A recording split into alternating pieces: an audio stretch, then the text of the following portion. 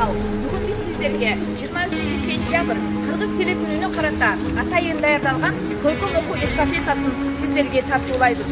Саламатсыздарбы, урматтуу таш көмүрлүктөр, урматтуу шаарыбыздын коноктору. Сиздерди 23 сентябрь Кыргыз Республикасынын мамлекеттик тилинин 36 жылдык майрамы алдында белгилөө алдында турабыз.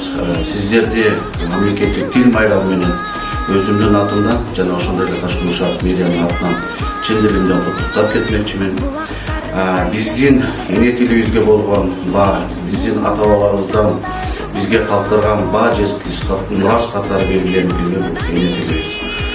Эне тилибизде биз сүйлөп, эне тилибизде биз улуттарга байланыштарды, пикирлерди, мамилелерди бекемдей алабыз. Ошондуктан мен эне тил жөнүндө 4 саат ой айткым келип отурат. Эне тилди энем мага үйрөткөн, эне тилде энем мени сүйрөткөн, эне тилде өз атымды билгенмин, эне тилде сырын ачкан дүйнөнүн.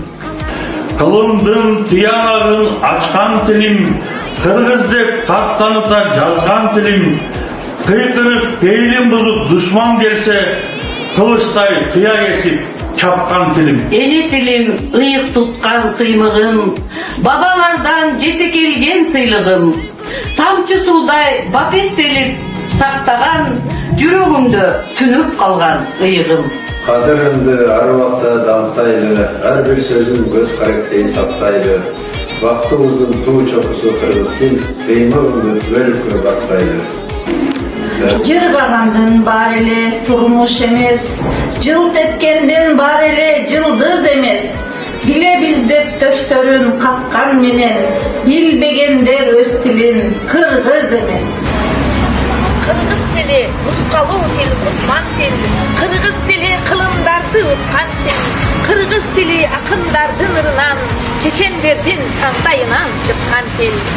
Кыргыз тили элдин жаны, туулган жердин асыл таңы, ата бабамыз сөзүн сактап, мурас болуп бизге калды.